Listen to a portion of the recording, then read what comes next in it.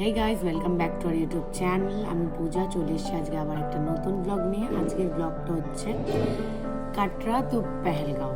তো সকাল সকাল কফি নিয়ে বসে পড়েছি তোমাদের সাথে। ব্রেকফাস্ট টেবিলে শুধু মা আর ঠাকুমা আসেনি, ওদের আর খেতে ইচ্ছা করছে না। কালকে বৈষ্ণোদেবী থেকে আসার পর ওদের শরীর খারাপ হয়ে গেছে, আমারও খারাপ হয়ে গেছিলো, আমার গা হাত পা এখনো ব্যথা।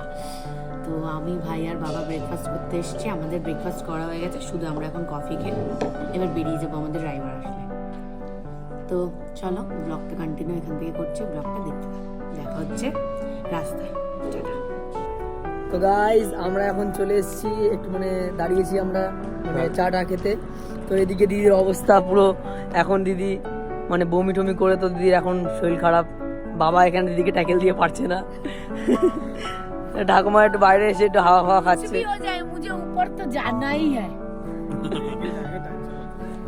ওই যে উপরে বরফের পাহাড় দেখতে পাচ্ছ, জানি না তোমরা দেখতে পাচ্ছ কিনা, বাট ওই বরফের পাহাড়টা আমরা ওখানে যাব, ওটা হলো পেহেলগাম। ওইখানটা হলো পেহেলগাম। ठीक है, मेरा पसंद आएगा तो ठीक है। नहीं रहना चाहिए। सर मतलब ऐसे करो, देखा करो रोड के ऊपर, एंजॉय करो। आँख बंद हो जा रही है। अरे नहीं कुछ भाई, एंजॉय करो। कोठा कोठी कोठा रोड के ऊपर देखो, इधर उधर मत देखो। ये रोड का जो लाइन है, रोड का लाइन का क्या গাইস মায়ের অবস্থা এখন খারাপ, কারণ আমরা কালকে রাতে গেছিলাম বৈষ্ণোদেবীর মন্দির। তো ওখান থেকে কন্টিনিউয়াসলি আমরা ঘোড়ায় করে নেমেছি। তো ওই জন্য সবার গা হাত পা ব্যথা, বা মার গা হাতে ব্যথা, জ্বর চলে এসছে, দিদিরও জ্বর এসেছিলো, বাট দিদি এখন ঠিক আছে মোটামুটি। তো আমার কিছু হয়নি অবশ্য, বাবার একটু অবস্থা পা হাত পা ব্যথা ছিল। তো ঠাকুমা তো জানোই তোমরা, এমনি বয়স হয়ে গেছে এখন, তার মধ্যে ঘোড়ায় উঠেছে, বুঝতেই পারছো কত বড় ব্যাপার। তো আমরা এখন যাব ওই বরফের পাহাড়টায়। তো এখন এই একটা টানেল আছে সামনে, এই টানেলটা, এটা হলো 9 কিলোমিটার টানেল, ঠিক আছে। এই টানেলটা ক্রস করলেই আমরা পেহেলগামের দিয়ে ঢুকে যাবো। তো চলো, তোমার সাথে দেখা হচ্ছে পেহেলগামে গিয়ে।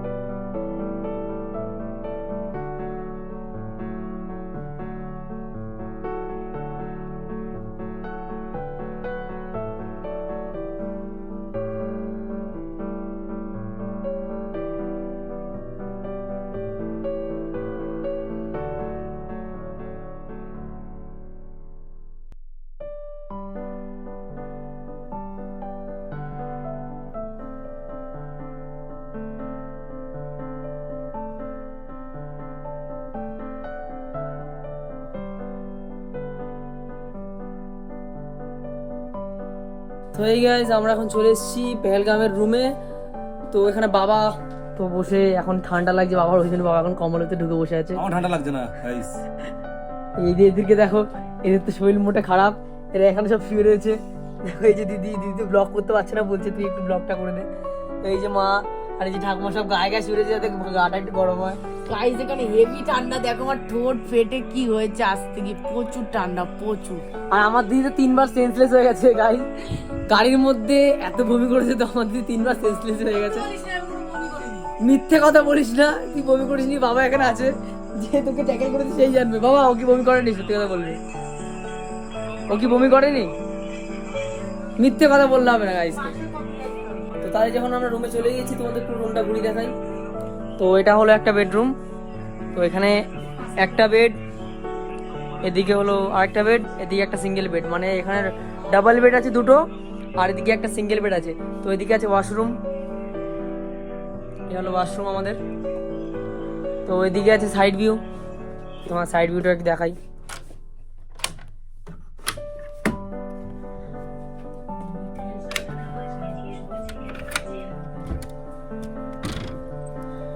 তো ওইদিকে হলো পুরো সাইড ভিউটা আছে, তোমরা দেখতে পাচ্ছ পাহাড়ের পুরো একদম ভালো একটা ভিউ আছে।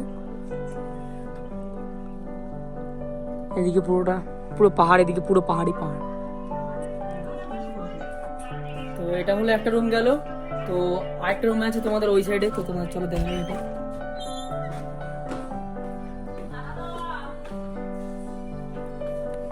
গাইস এটা হচ্ছে আরেকটা রুম, এটা হলো মা বাবার রুম বলতে গেলে অ্যাকচুয়ালি।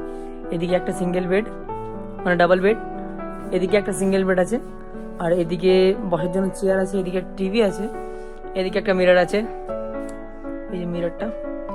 তো এদিকে ওপরে এটা পুরো অ্যাকচুয়ালি হোটেলটাই কাঠের, বুঝলে তো, এটা কাঠ দিয়ে বানানো। তো অ্যাকচুয়ালি এদিকে একটা বাথরুম আছে। তো এটা হলো মা বাবাদের বাথরুম, আর এটা হলো আর একটা সেপারেট রুমের মতো আর একটা বেড, মানে মোটামুটি 3টে বেড করে সবকটা রুমই আছে। তো রুমগুলো যথেষ্ট ভালো, খারাপ বলবো না, ভালো। তো এবার চলো দিদির সাথে একটু কথা বলি আমরা।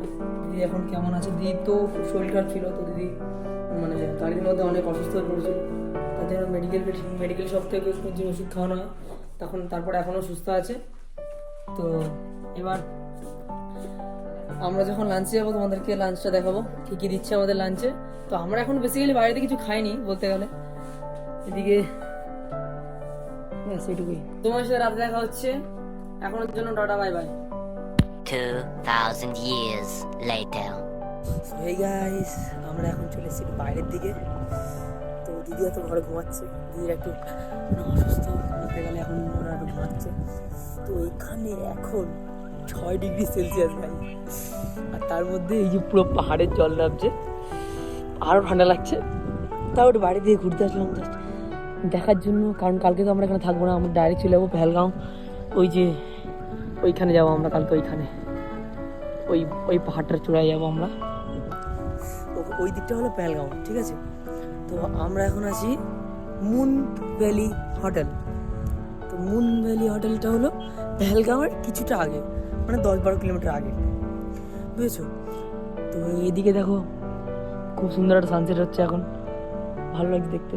আর এদিকে না অনেক বাংলা টুরিস্ট এসছে, বুঝলে তো, মানে অনেক বলতে কিছু জনই, মানে খুব কম যারা বাংলা বলে, মানে আমরা যেরকম সেরকমই কিছু টুরিস্ট এসছে। তো এদিকটা খুব সুন্দর একটা ভিউ, দেখো পাহাড়ের চারিদিকে, দেখো খালি বড় বড় পাহাড়, দেখো সব দিকে বড় বড় পাহাড় আছে, দেখো দিদি দেখাচ্ছে। আর মাঝখানে আমি একা বলা ঠিক না, কারণ অনেক টুরিস্টও আছে এইখানে। ওদিকে সিন আছে, ওদিকে ফটো ছোটাচ্ছে, ওদিকে দেখা যাবে না। তো এই দিকটা প্রচুর ঠান্ডা, তো ওদিকটাতে ঘুরে আসি। ওদিকটাতেও নদী আছে, ওই যে ওখানটাতে আমরা এসেছি, ওইখানটাতে নদী আছে। চলো এইখানে নদীটাকে দেখে আসি, দেখি জলটা কতটা ঠান্ডা, হাত দিয়ে।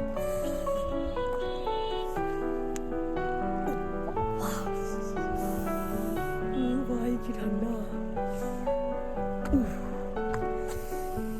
ওরে বাবা কি ঠান্ডা গাইস।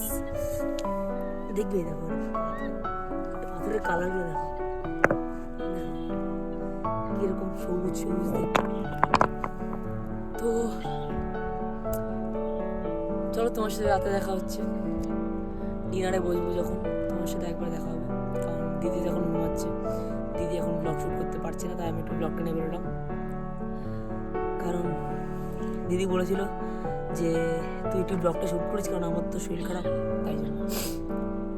তো তোমাদের ব্লগটা যদি ভালো লাগলে একটা লাইক করে দিও। দেখো ভাই সারাদিকে পাহাড়, পুরো চারিদিকে পাহাড় আর পাহাড়, পাহাড় আর পাহাড়। একটা জিনিস দেখো, পাহাড়ের গায়ে যে বাড়িগুলো আছে না, বা হোটেলগুলো, দেখো কি সুন্দর একবার দাঁড়িয়ে রয়েছে।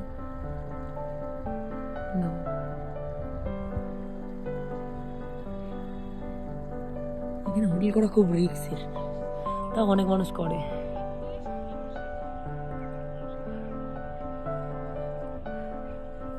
চলো তোমার সাথে ডিনারে দেখা হচ্ছে, এখনের জন্য টাটা, বাই বাই। তো গাইস আমরা এখন ডিনার কমপ্লিট হয়ে গেছে, এখানে সবাই শুয়ে আছে, দেখো সবার এখানে ঠান্ডা। বাবা তো বাদ দাও, বাবা ঠান্ডা বলে কিছু নেই, এই দেহের মধ্যে এই যে যার কারণে শুয়ে আছে। আর মার তো দিকে জ্বর এসছে খুব, পা ব্যথা, মার একটা পা ফুলে দুটো হয়ে গেছে। আর দিদিকে দেখো মনে হচ্ছে 7 জন সৈন্য আছে শুয়েছে, আর পাগলের মতো মাথা চুলকাচ্ছে। তো গাইস আমরা কালকে সকালে চলো তোমার সাথে কালকে সকালে দেখা হচ্ছে, কারণ কালকে সকালে আমরা যাবো পেহেলগাম, তারপরে যাবো বেতাব ভ্যালি, তারপরে এখান থেকে ডাইরেক্ট মেন শ্রীনগর। পেহেলগামের টাউনটা।